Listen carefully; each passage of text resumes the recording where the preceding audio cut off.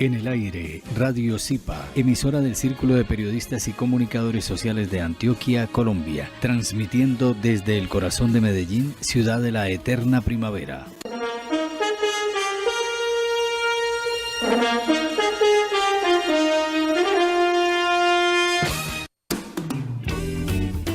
¿Por qué enfermamos? Programa en el que tratamos aspectos de todo lo que implica el bienestar social y humano. Cuerpo, mente y espíritu. Conduce y dirige el doctor Fernando Calle, psicólogo social y psicoanalista. Escúchelo todos los martes de 10 a 11 de la mañana en Radio Zipa Estéreo. ¿Por qué enfermamos?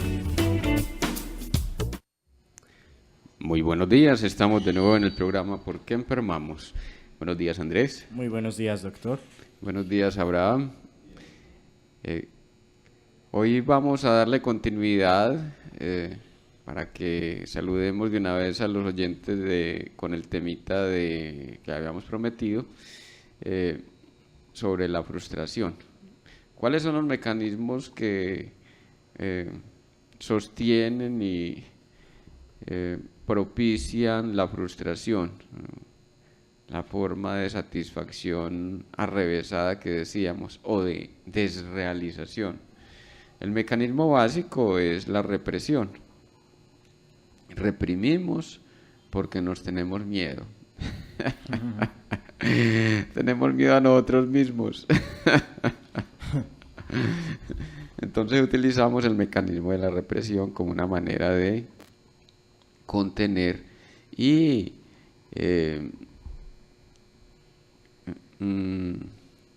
negarnos la posibilidad de la satisfacción. A ver, ¿a qué nos referimos? El miedo a nosotros mismos es el miedo a nuestro propio potencial. Y el miedo al potencial, pues, está fundamentado en tres aspectos esenciales, ¿cierto? Uno, el miedo a perdernos por la vida, que el deseo nos gane y que terminemos metidos en la función de la satisfacción a como de lugar, ¿cierto? Dos, la tendencia a pensar que si accedemos a la satisfacción nos vamos a viciar, y realmente nos viciamos es porque hay algo más de fondo que está imposible de satisfacer. A ver, digámoslo de entrada que la imposibilidad de satisfacción y la frustración real más profunda viene por la incapacidad nuestra de reconocernos en el aspecto que tratamos de llenar a través de la satisfacción. Me doy a la búsqueda de las drogas, por ejemplo. Voy a como de lugar al consumo de drogas adictivas. Pero no me di cuenta que es mi ansiedad lo que posibilita o lo que propulsa ese empuje al consumo de las drogas. O no me doy cuenta que es una falta de afecto. Andaba buscando otra cosa completamente diferente. Por ejemplo, andaba buscando reconocimiento, andaba buscando escucha, andaba buscando comprensión, andaba buscando la verdad. Y miren cómo muchos adictos se justifican en el hecho del consumo porque creen que así acceden a la verdad. ¿Cómo es eso? Sí, toman la droga como la verdad, aquello que los conecta con su esencia fundamental, pero que en realidad pues es una situación delirante, puesto que sí, es el acceso a una realidad, pero la realidad del sueño, no la realidad práctica. Generalmente las personas adictas suelen hacerse inútiles, para utilizar ese término tan maluco que no me gusta, pero suelen hacerse inoperantes, sería el término más exacto, suelen hacerse inoperantes para las cosas prácticas. Entonces, para ellos todo se soluciona, la panacea es el consumo adictivo. El tercer factor del miedo tiene que ver con aquello que apuntala en lo social una relación dualista con la realidad. Es decir, o satisfago o reprimo. Reprimo porque no se puede satisfacer. Y nosotros decimos, desde el psicoanálisis, desde la psicología iniciática, decimos, no, es que ni tan satisfecho ni tan reprimido, sino contengo, reconozco y direcciono. Hay otra forma de satisfacción que sería la forma simbólica, ¿cierto? Que es la que nos permite la tramitación o el proceso de elaboración que hace surgir productos nuevos. La creatividad surge a partir del reconocimiento del potencial que ya alberga mi propia tendencia. ¿Ibas a decir algo, Andrés? Sí, podríamos decir entonces que, por ejemplo, estas cosas que nos generan represión más adelante se van convirtiendo como en vacíos para nuestras vidas, y entonces por esa razón es que buscamos muchas veces como la salida, entonces tratando de llenar estos vacíos. Ejemplo, pues he escuchado casos de que incluso a veces, como usted lo mencionaba, los adictos no es porque muchas veces quieran serlo, sino porque están buscando llenar algo. Entonces, siempre exacto, están buscando llenar un vacío que no saben cuál es. pero entonces esos vacíos vienen de haberse reprimido de algo, o ya eso viene de algo diferente. Entonces, suelen haber tres mecanismos básicos. Qué pena que hable en triada, pero es que el universo está construido en triada: Padre, Hijo y Espíritu Santo. Aquí decíamos alguna vez sonido, luz y forma, ¿cierto? Los trípodes del universo: sonido, luz y forma. Entonces, tres mecanismos, ¿cierto? Uno, la represión. Reprimo aquello que me sensibiliza. Por ejemplo, estoy sensible con relación a el reclamo de un abandono. Para no reconocer el abandono, me doy a la tarea de la autosatisfacción a través del consumo adictivo, ¿cierto? Y tapono la falta del acompañamiento que tuve en un momento dado, o la sensación de haber sido abandonado. La otra es la negación. Reprimir y negar en este sentido van de la mano, ¿cierto? Conscientemente niego e inconscientemente reprimo. Son complementarios los mecanismos, ¿cierto? Y el tercer mecanismo tiene que ver con el desplazamiento. ¿Cómo que el desplazamiento? En vez de sentir lo que realmente habla mi tendencia interna, lo llevo mediante la razón a un aspecto completamente diferente.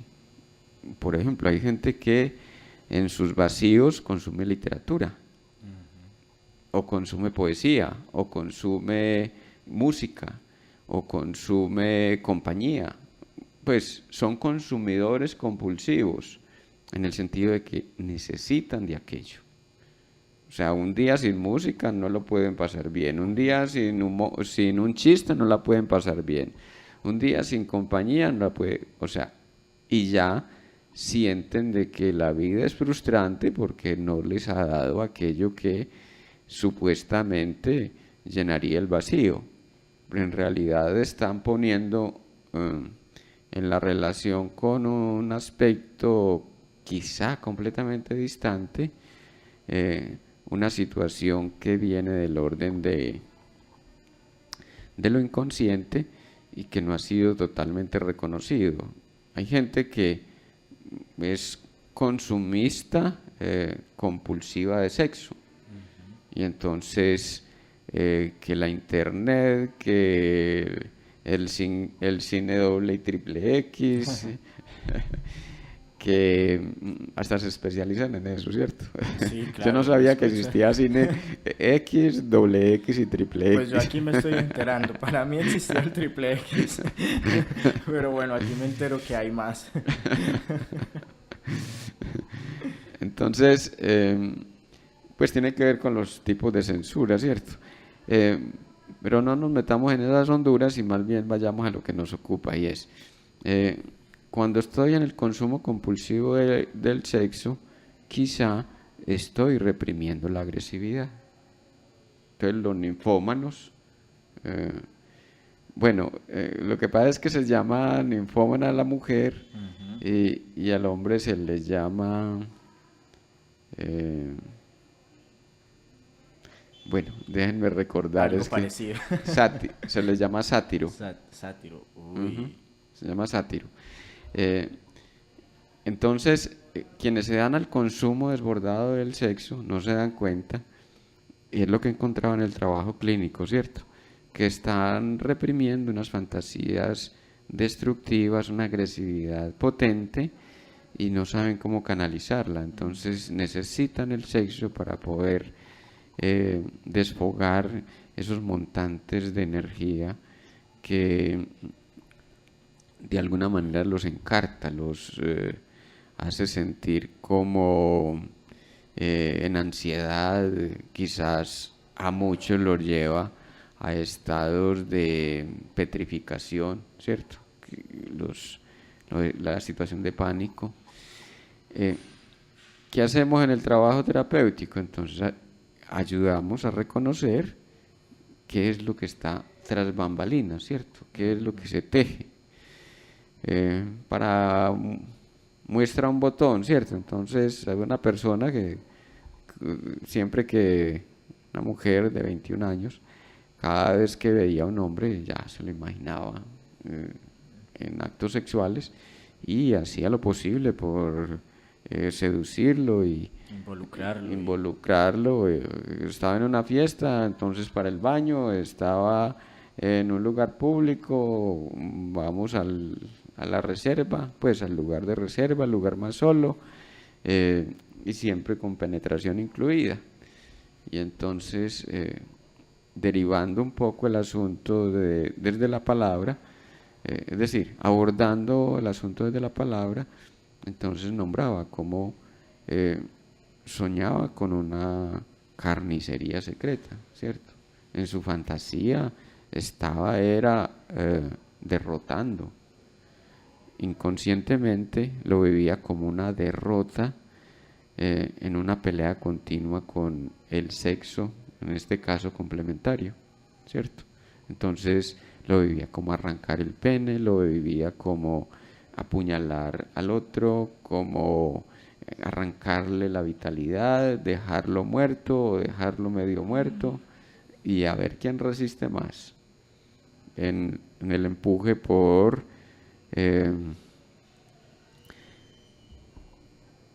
repetir una rivalidad que la mamá le impuso desde la infancia, y es que la madre se le sentaba encima a darle golpes o se le paraba encima como forma de castigo, pues una cosa así, que era justamente la relación con los hombres era terminar la pelea que había comenzado con la madre, de donde se había sentido en desventaja. O sea, saldar su deuda con su madre, por así decirlo. Y hacerlo de manera activa. O sea, lo que mi mamá hizo conmigo, ahora lo vivo yo con quienes puedo seducir.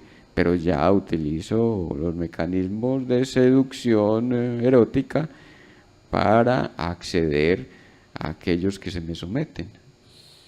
Pero aquí hay algo que me llama la atención, y es en cuanto a lo que reprimimos, porque aquí estamos hablando de reprimir de pronto situaciones o cosas que nos marcaron y nos están llevando como a buscar solucionar, entre comillas, o a repetir. Pero también muchas veces reprimimos cosas, ejemplo, que nos gustan, por ejemplo, que nos gustan, y no necesariamente es como para hacer daño, como lo estamos hablando aquí en estos momentos, sino, por ejemplo, no sé, algo que me inquieta y es, por ejemplo, las personas que están siempre haciendo dieta. Entonces se reprimen muchas veces de comer ciertos alimentos y todo esto, que porque van a subir unos kilitos de más, pero entonces a la vez se están negando a disfrutar de una comida que les gusta o algo así por el estilo. Es bellísimo eso que dice, porque nos llevas a la raíz concreta de lo que intentamos transmitir hoy, y es esa relación que asumimos con nuestras tendencias internas, contra nuestras inclinaciones más profundas.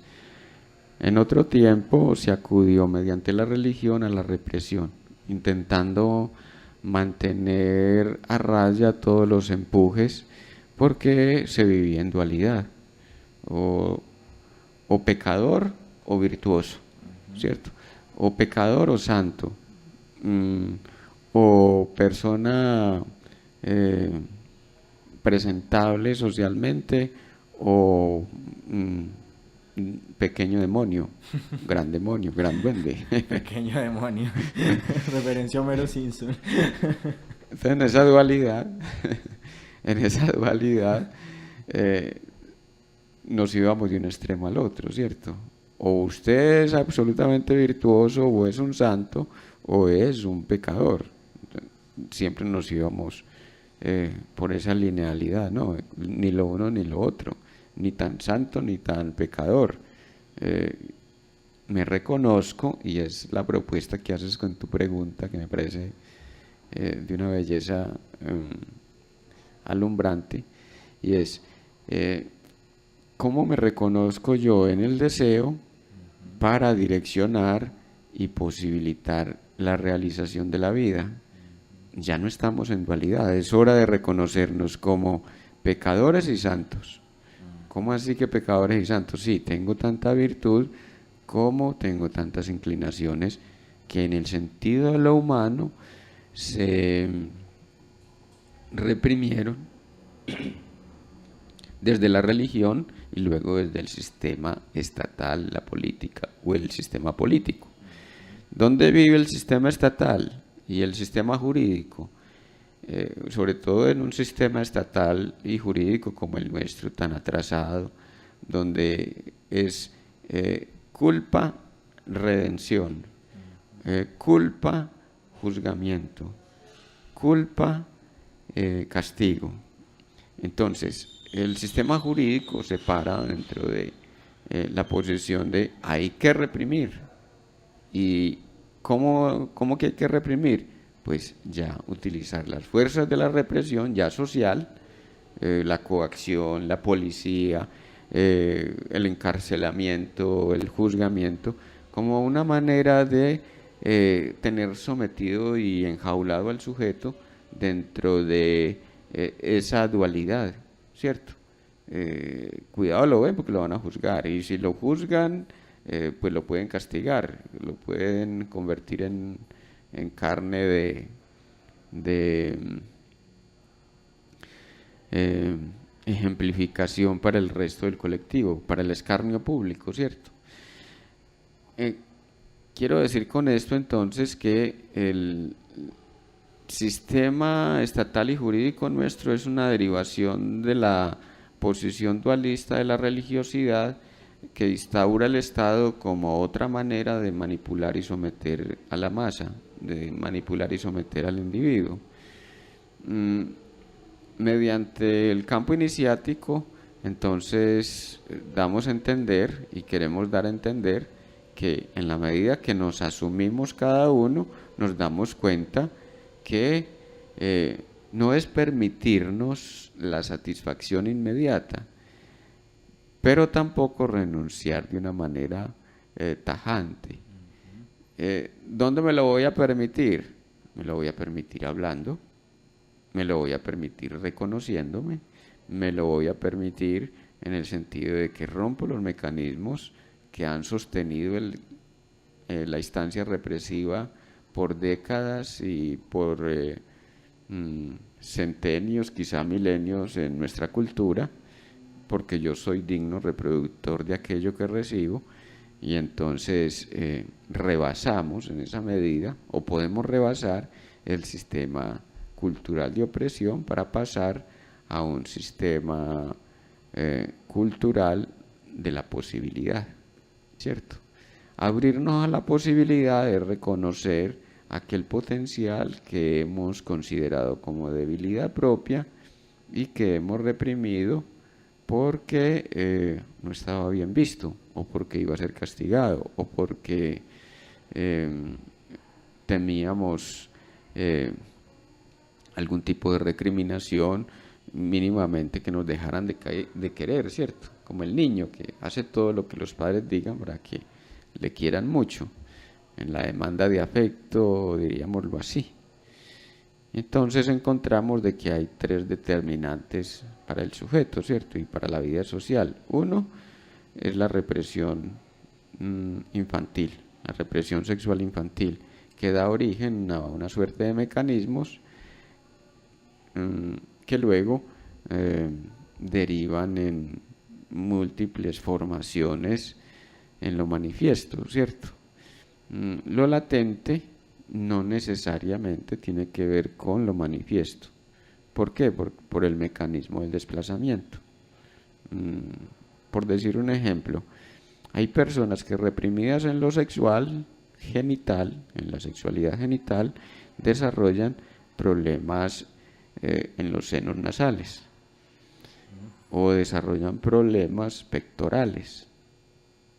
O sea, se están reprimiendo en lo genital, pero desplazan la energía sexual hacia las partes altas del cuerpo, y entonces es típico en el trabajo clínico, y esto corresponde a una estructura fundamental que es la histeria, ¿cierto? La histeria se caracteriza por la representación en el cuerpo de aquellos afectos que en el campo sexual están siendo negados. Digo, afectos y empujes también, ¿cierto? Empujes sexuales o afectos sexuales. ¿Qué tiene que ver lo uno con lo otro? Pues eso se reconoce ya, es en un trabajo personal, en la singularidad. ¿Cómo interpretó cada uno la sexualidad en la infancia? La interpretó como comer. Comerse al otro es, como decimos generalmente, para la genitalidad, acceder sexualmente con alguien. Entonces es muy fácil que por esa vía el desplazamiento se dé hacia la boca, ¿cierto? Como por los genitales o como por la boca. Como no he podido comer por los genitales, entonces vamos a comer por la boca. Y resulto mordiendo imaginariamente a no sé quién, y vienen los problemas de bruxismo, de desviación dentaria, de lo que mencionábamos y hemos mencionado aquí, ¿cierto? De esas sintomatologías orales. Quiero decir con esto que también podría derivar en episodios de accidentes. Entonces me muerdo la mejilla, me muerdo la lengua, o me golpeo justamente la quijada, o se me resbala el tenedor en la boca, se me resbala el cepillo, y a veces A veces tiene una explicación eso. no, tiene una explicación clara. Es porque sí. Estoy atacando. O sea, ¿qué estamos haciendo con el cepillo en el proceso de limpieza? En el mete y saca. Si interpreté como un mete y saca sexual la entrada y salida del cepillo, pues entonces vamos a castigarle a este pendejo. Vamos a castigarle porque está viviendo algo prohibido. Entonces nos golpeamos sin darnos cuenta. ¿Cuántas veces los problemas, por ejemplo, de caries tienen justamente que ver, ¿cierto? Cuando cariamos fácilmente los dientes es porque estamos viviendo a través de la boca algo que nos está resultando inconscientemente prohibido. Entonces hay personas con halitosis, por ejemplo, y la halitosis, si bien tiene que ver con el proceso digestivo, hay halitosis oral, hay halitosis faríngea, hay halitosis estomacal y hay halitosis hepática. Quiero decir, cada uno de acuerdo pues como organiza su estructura corporal y la relación con cada una de sus partes, ¿cierto? Conocí a alguien que tenía una halitosis faríngea y todo lo que interpretaba el otorrino era que había un problema con las adenoides, ¿cierto? Y finalmente esta persona desarrolla cáncer y bueno, tienen que operarle la garganta porque era un proceso de putrefacción, ¿cierto? Como que periódicamente se le intentaba podrir la parte de la faringe y lo combatía mediante inyecciones, mediante antibióticos, pero llegó el momento en que esto le cobró ventaja y hubo que operarle la faringe. Entonces, es reconocer la complejidad humana dentro de todo esto que se nombra como mecanismos. ¿Qué es lo que da la complejidad humana? El uso de mecanismos de diferente índole y la combinación de esos mecanismos. Y uno de ellos es el desplazamiento por negación. Me niego la satisfacción, voy al desplazamiento. Justamente yo considero que el miedo es un escenario que nos lleva a negarnos o a reprimirnos. Recuerdo un episodio, había una chica en el colegio que me gustaba, era muy, muy linda, pero yo no le decía nada porque yo qué le voy a gustar, pues como que no. Y entonces, el que era mi mejor amigo del colegio en ese entonces, él me dijo, yo me le acerqué a ella y resulta que es que a ella no le gusta a usted, a ella le gustó soy yo. Y entonces yo me quedé como con eso. Cuando luego con el tiempo se dio la oportunidad de estar hablando con la chica y hablaba yo con ella, yo le decía, ves que a mí usted me llamaba la atención y yo en algún momento quise declarármele, pero no lo hice por miedo.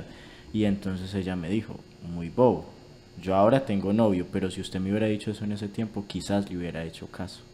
Entonces ahí es donde encontramos que muchas veces nos negamos ir más allá o a lo que realmente deseamos o anhelamos por el mismo miedo. Entonces eso queda guardado y claro, ¿qué pasa cuando la chica me da esta respuesta? Ya queda uno como con cierta rabiecita, queda uno como con cierto sinsabor y ahí es donde quizás más adelante puedas buscar cómo saldar esa deudita que quedó ahí o ese asunto que quedó ahí puesto.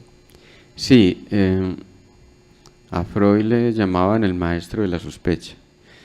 Y es que el psicoanálisis nos enseña a sospechar de todo.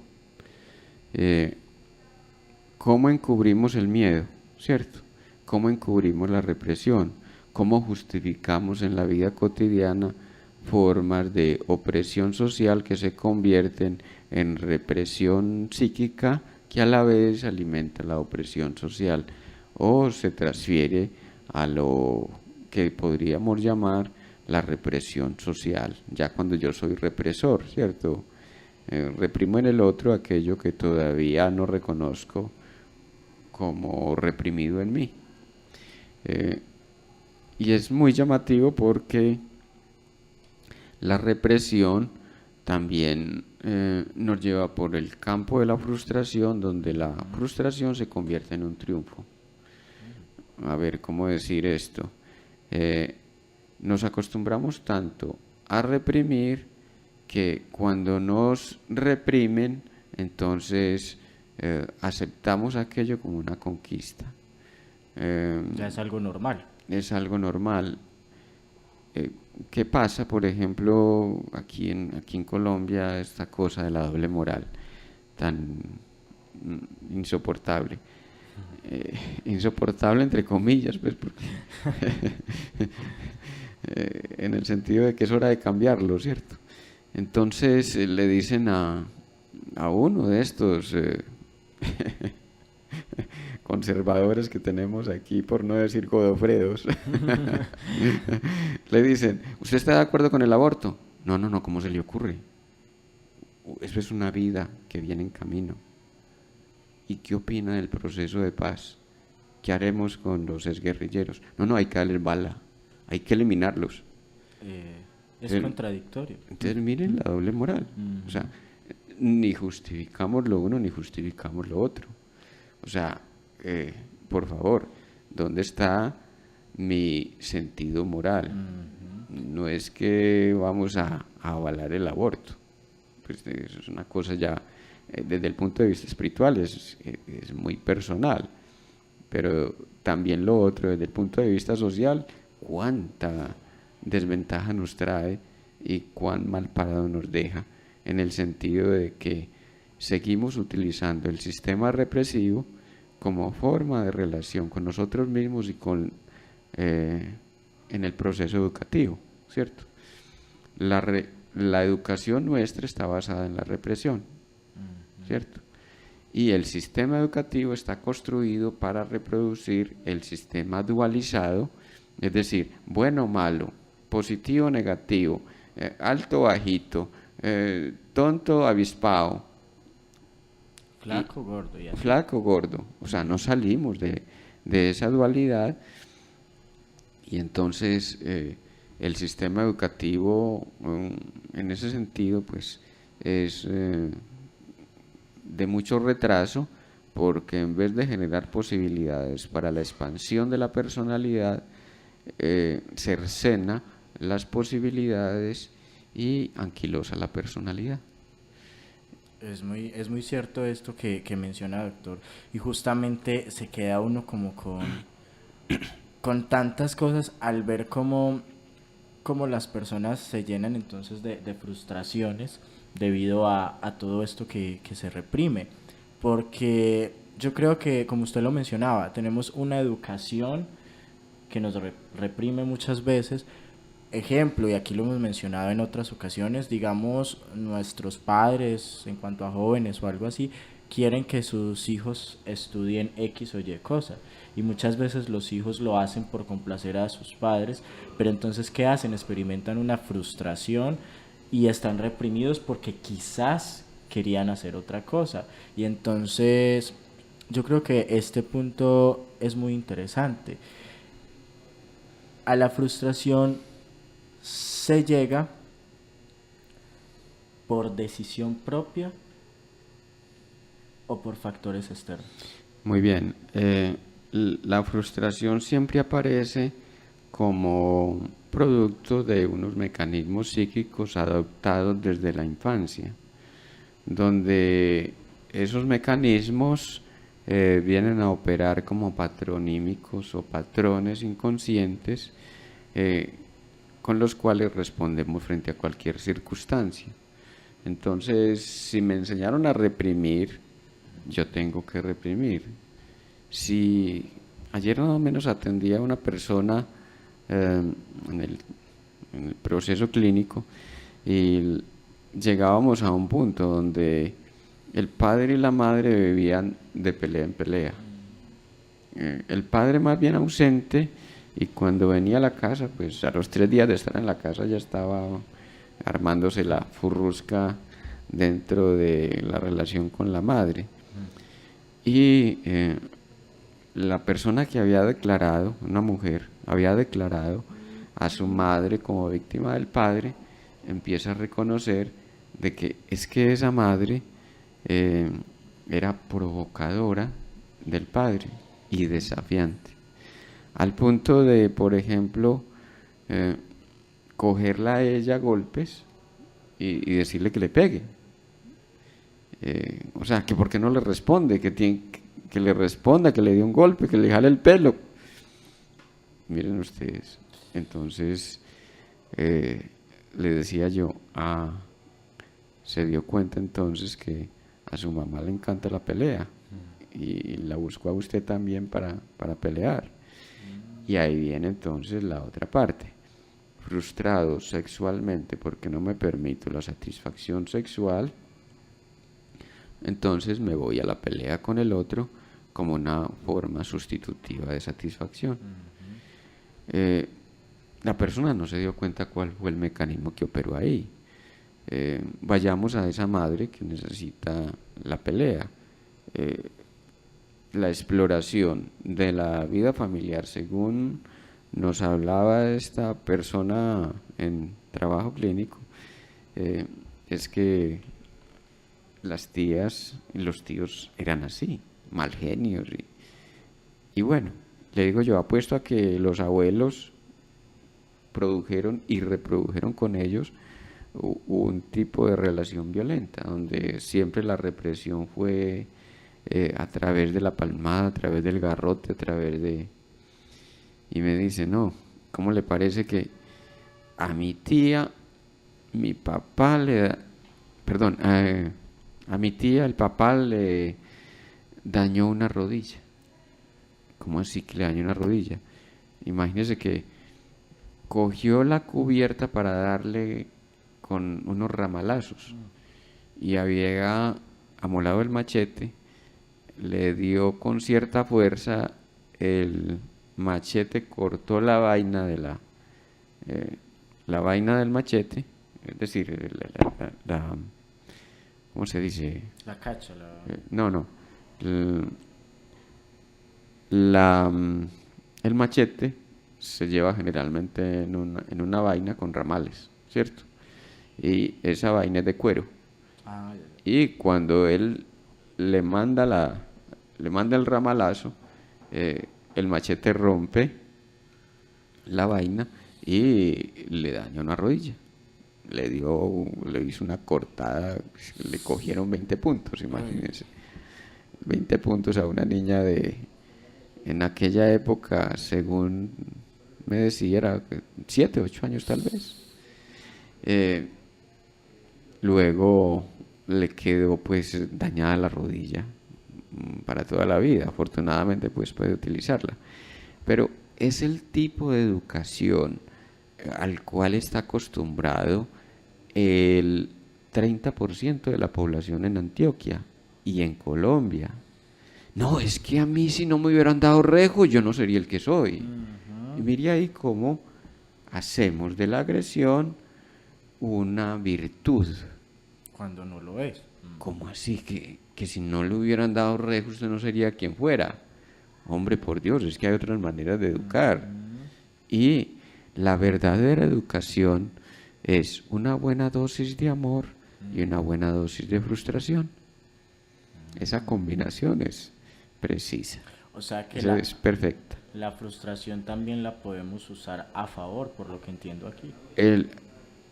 Es convocar la frustración como medio de domar la pulsión. A ver, ¿cómo domamos la pulsión? Si no es a través del amor. Si utilizamos la represión como mecanismo sin amor, es que usted tiene que, lo que estamos es condenando a la persona a la repetición de la agresión como forma de relación consigo mismo y con la sociedad. Es como obligarlo. Lo estoy obligando, pero le estoy sembrando un patrón. Tengo que reprimirlo porque yo lo quiero. Tengo que darle duro porque es que usted de pronto se pierde por el mundo. Porque es que le va a dar satisfacción a todos sus empujes y usted no puede. No. Amorosamente. ¿Cómo es amorosamente? A ver, el niño está muy inquieto, lo saco de la casa, me lo llevo a chutar el balón. Oh, está rabioso. Venga, dele a ese balón unas pataditas para que le salga la rabia. Pero de una manera bien. Mira, estamos transformando, estamos transmutando. Pero me voy encima del otro porque está en un berrinche y lo que hago es generar un patrón de comportamiento que luego se reproduce con él mismo y con la sociedad, y luego decimos, pero esta sociedad, ¿por qué es tan violenta? La gente, ¿por qué es así? Y resulta que yo soy el primero en armar violencias conmigo mismo, conmigo misma. ¿Cómo armo las violencias? Muchas veces son violencias silenciosas. Tan silenciosas que terminamos produciendo un cáncer. Tan silenciosas que producimos un aneurisma. Tan silenciosas que producimos ataques al corazón. O sea, esas violencias que están insertas en el cuerpo obedecen a patrones. Quiero decir, la enfermedad física muchas veces corresponde a, y yo diría que el 80% de los casos son violencias que nos imponemos desde adentro porque utilizamos la represión como mecanismo de impedimento para la satisfacción. No reconocemos el empuje, por ejemplo, vamos a cáncer de colon. Entonces no reconocemos la excitación de nuestro intestino al estar lleno y al hacer la deposición. Pues es que es natural que sintamos cuando descargamos la vejiga, sintamos ese placer y esa complacencia de haber liberado, ¿cierto? Como que casi que no. Pero si yo estoy peleado con eso, ¿por qué estoy peleado con eso? Pues ya cada uno tiene que explorar lo suyo. Pero volviendo al trabajo clínico, entonces para una persona orinar era orinarse en los demás. O sea, una persona, por cierto, bastante que se consideraba muy agresiva en la relación con los demás y obviamente consigo misma. Entonces, cada vez que iba al baño, pues era como reprimiendo, desarrollando, quiero decir, desarrolló cistitis y las desarrollaba, quiero decir, las cistitis las desarrollaba más o menos periódicamente, ¿cierto? Con otra cantidad de agravantes. Cuando no era la cistitis, era la inflamación de la vejiga, la inflamación vaginal, ¿cierto? Una mujer. O otro tipo de inflamaciones, por ejemplo, amanecer con los labios inflamados. ¿Y qué pasó? ¿Por qué tengo los labios inflamados? Pues, entonces la persona descubrió que esas inflamaciones espontáneas de los labios no eran tan fortuitas, sino que correspondían a el desplazamiento de los labios vaginales por los labios orales. Pues esas cositas son maravillosas, lo dejan a uno impactado porque ¿cómo es posible que hagamos ese tipo de mecanismos? Pero como lo hacemos inconscientemente, el inconsciente tiene todas las posibilidades y es más inteligente que nosotros. Nosotros creemos salirle adelante reprimiéndolo y él nos impone toda suerte de sintomatologías. Claro, ahí cabe lo de lo que no se habla con la boca, son otros órganos del cuerpo los que hablan. Los que hablan. Pero se queda uno como tremendo. O sea, y digamos en el caso pues suyo que tiene la experiencia de interpretar estas cosas, usted listo, esto está pasando porque hay una raíz, hay un trasfondo y eso. Pero digamos uno, ni idea, uno pues le sale, tengo la boca inflamada, no sé, cómprese algo, écheselo, ¿cierto? Porque es lo que humanamente uno como que va a creer. Pero si vamos a analizar, es esto. Y yo creo que eso es lo que se nos olvida a los humanos. Y es que justamente todo síntoma o toda cosa que llega es un asunto, se podría decir que es reprimirse en algo, ¿no? Viene fundamentalmente de la represión. De algo, ¿cierto?, que no se afrontó, ¿cierto? De algo que no se afrontó. ¿Qué es lo que hacemos? Recordé una frase que me gusta mucho y dice: la enfermedad es la búsqueda denodada de la ignorancia. la enfermedad es la búsqueda denodada de la ignorancia. No queremos saber de nosotros mismos y no queremos saber de nuestra esencia fundamental, que es inconsciente, de nuestros empujes fundamentales. Y por la vía inversa, la libertad real viene del acceso a la verdad. Y la verdad es la que hay en ti, no la que hay afuera. Sí, claro, la verdad está Solo si accedo, permíteme, solo si accedo a la verdad en mí mismo, puedo recoger la verdad de afuera, o la verdad que alimenta mi propia verdad. De resto, puedo entrar en el mecanismo de la reproducción de conocimiento sin procesamiento, sin elaboración, por lo tanto no será fecundo en mí, o puedo caer en otro tipo de mecanismo, que es la huida de la realidad. Entonces me voy al futuro, me voy a la locura, al delirio, al sueño, lo que sea, pero con tal de rehuir la verdad que no sé cómo afrontar en mí. Esto sí es delicado porque, por ejemplo, yo soy uno de los que a veces si tengo problemas y como que no quiero saber nada de ellos, digo no, me tengo que dormir, me voy a dormir porque es la salida, pero entonces ahí estoy encontrando algo, ¿no? Es una forma de huir, de no, yo voy a dormir porque es de la única forma que no me voy a estresar, que no voy a pensar y que voy a ser, entre comillas, libre de esta situación por un rato. A veces es una manera de conectar también con el espíritu. Hay que reconocer que hay un sentido ahí en muchos casos de realidad cuando sé que es a través de la conexión interna, si sea inconsciente, que voy a elaborar, ¿cierto? Pero ya como mecanismo de escape es que amanecemos peor o el problema va tomando ventaja, ¿cierto? Entonces, hoy estoy con angustia y mañana me levanto deprimido. Ahí decimos que está aumentando el problema. Hoy me acosté, por ejemplo, con angustia y al otro día me levanto con taquicardia. ¿Sí? O sea, ya la angustia cobra un carácter manifiesto en el cuerpo, o sea que se está empeorando.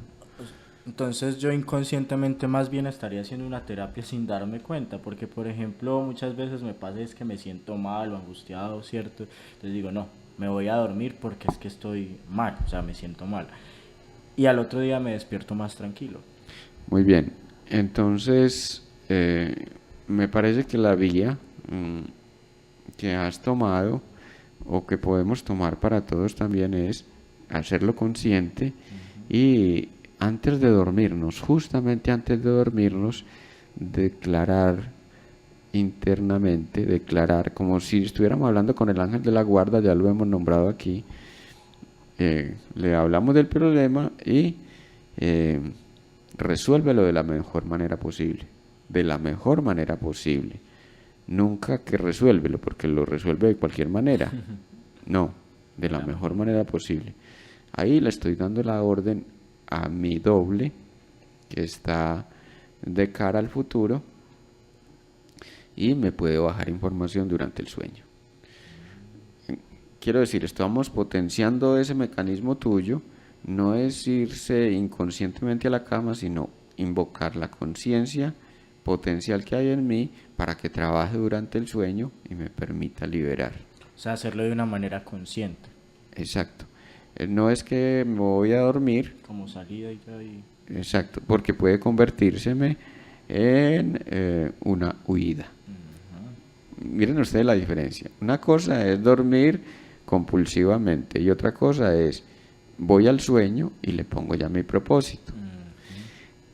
Esa era una de las cosas que quería anotar ahora, ¿cierto?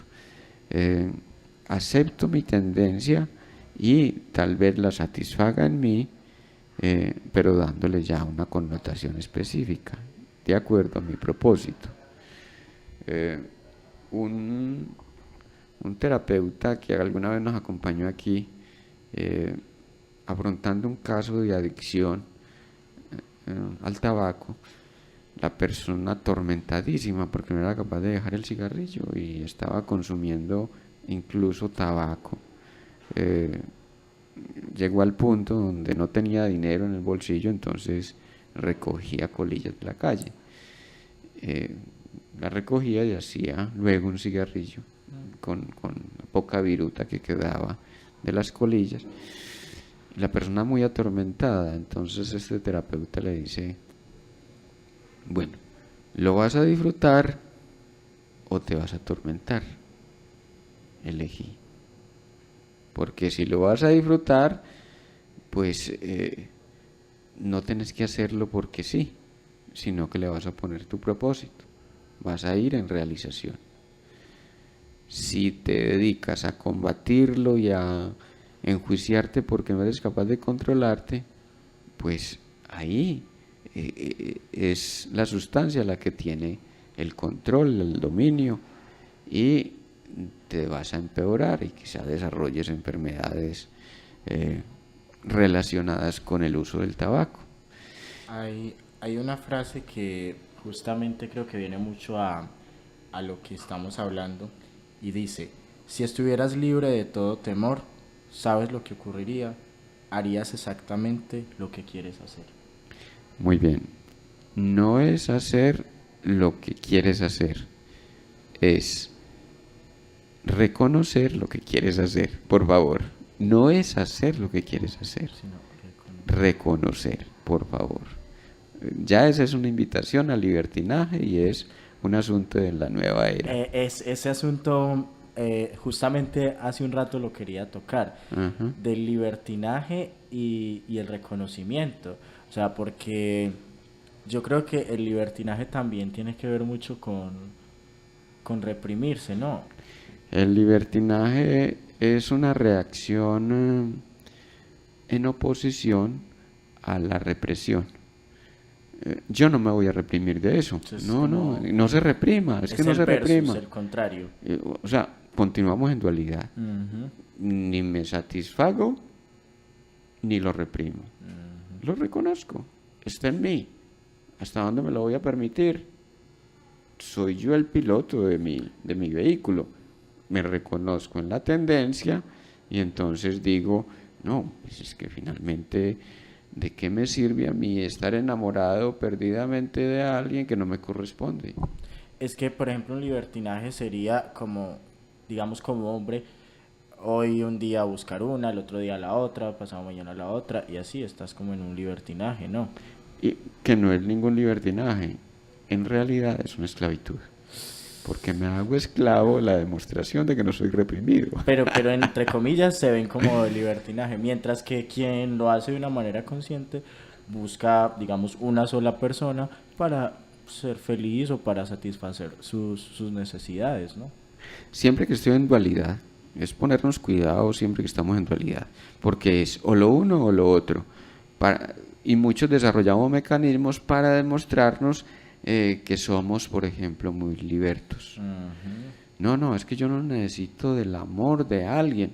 Yo puedo tener relaciones sexuales sin mayor complicación, sin mayor compromiso con el otro. Pero en el acto estoy esperando a que el otro me diga que me ama, ¿cierto? O que se quede conmigo, o a ver cómo le seduzco, brindándole cosas en compromiso. A ver, una cosa es brindar en espontaneidad y por generosidad natural, y otra cosa es generar una expectativa con relación a. Y uno ve personas que son muy dadivosas, por ejemplo, en las relaciones de amistad, incluso y mucho más cuando hay sexo de por medio, dan mucho y luego cuando, como lo hicieron por lograr un propósito, logran lo contrario y se van lanza en ristre contra aquellos que les dieron, fui generoso contigo y entonces me voy lanza en ristre porque no respondiste a mis expectativas. Yo que di tanto, yo que puse tanto, usted me utilizó. O sea, lo estaba dando por generosidad, lo estaba dando por compromiso, por comprometer, por generar expectativas más allá. Atadura, gracias. Ajá. Sí, sí, es la palabra. Miren ustedes la diferencia. Entonces, y hoy en día encontramos una cantidad de gente que se cree muy libre y en realidad lo que están es repitiendo una reacción de oposición con todo aquello que declararon obsoleto o que declararon inútil, inapropiado, pero viven la dualidad tal cual. Es decir, si yo soy un liberto en el sentido del libertinaje, no en el sentido de la verdad que hay en mí, libertad por reacción al libertinaje y termina siendo otra forma de esclavización. Antes me reprimía, ahora me hago dependiente del mecanismo que utilizo para mostrar que no soy reprimido. Sí, porque este término libre hay que analizarlo porque justamente yo cuando hablo con mis amigos o algo les digo es que yo me considero un ser libre. Por ejemplo, mis amigos cercanos son casados y todo eso y usted ve, no, yo soy muy libre, a mí me gusta disfrutar la vida de otras maneras y todo esto. Entonces yo creo que también cuando hablas de libre no necesariamente es porque vivas la vida como desfogadamente, por así decirlo, haciendo pues como digamos como se hablaría aquí en la ciudad, ochas y panochas, no, sino que yo me refiero libre es porque por ejemplo ando sin tiempos, o sea, que si salí con mis amigos, no, es que yo soy libre, entonces no hay problema, puedo llegar a mi casa a la hora que yo quiera, si me hago entender. Entonces hablo es como de ese tipo de cosas, de que me gusta vivir como los momentos sin que nada me los dañe, o sea, me los corte, no, porque es que yo soy libre. Exacto. Es vivir, la libertad real es vivir en responsabilidad. Exacto. Cada momento. Ya vos estás anotando de que te entregas al momento sin pensar que fulanito que irá a pensar, sin pensar que tengo que ir no sé dónde, tendría que estar en no sé dónde, sino que me doy la posibilidad de disfrutar el momento en realización y en responsabilidad. ¿Qué es la responsabilidad? Vivirlo a conciencia. Exacto. ¿Cómo que vivirlo a conciencia? Sin ansiedades, sin pretensiones, sin expectativas. Simplemente me entrego en lo que me permite el disfrute en el momento, siendo cauteloso en el respeto por mí mismo y en el respeto por el otro, incluso siendo respetuoso de el momento en sí. A ver, ¿cómo que siendo respetuoso del momento en sí? A veces aquello de disfrutar al máximo se convierte en hacer todo lo que vaya llegando. O sea, sin mayores medidas cautelares que nos preserven, por ejemplo, de un malestar. Es decir, por ejemplo, se utiliza mucho la expresión cuando estamos de bebeta, no, entrado en gastos, me he tomado 5, pues pidamos la otra media, y la otra media significa que vamos a tomar otros 3. Y luego alguien pide otra media, no, pues que definitivamente pues estoy de vacaciones, pero paso 2 días con guayabo. O sea, es la conciencia del momento. Que estoy exigiéndole a mi cuerpo soportar con consecuencias nefastas, ¿cierto? No, es que es muy natural. Pasarla bien un rato para luego pasar maluco otro rato. Después del gusto que venga el susto. Naturalizamos el sufrimiento como parte del disfrute. No. ¿Hasta dónde lo disfruto? Sin mayores consecuencias, ¿cierto? Me voy a tomar la botella de vino porque estoy en disfrute, estoy en brindis con la tierra, con la vida, con los amigos, ¿cierto? Pero ya 2 botellas sé que se harían hasta el amanecer, por decir algo, y me traería pues el efecto de la resaca por trasnocho y la resaca por exceso en el alcohol. O sea, esto nos invita es como a saber poner límites también, límites ante las circunstancias que se nos presentan. Eso es responsabilidad. Bueno, dejamos por aquí por hoy. Un feliz día a los oyentes y a quienes nos escuchan en YouTube. Para cuando escuchen, darles un saludo y un abrazo en brindis con estos contenidos. Muchas gracias por acompañarnos todos los martes a las 10 de la mañana a través de Radio Zipa Estéreo. Gracias a su director Abraham Varila Saavedra por este espacio. Recuerden la repetición a las 9 de la noche, también en YouTube, como ya lo mencionaba el doctor, en nuestro canal Emanciparte. Nos escuchamos la próxima semana. Estuvo con ustedes el doctor Fernando Calle Valencia y Andrés Cardona. Hasta pronto. Aquí finaliza ¿Por qué enfermamos? Con el doctor Fernando Calle Valencia, programa en el que tratamos aspectos de todo lo que implica el bienestar social y humano, cuerpo, mente y espíritu. Escúchelo todos los martes de 10 a 11 de la mañana en Radio Zipa Estéreo. ¿Por qué enfermamos?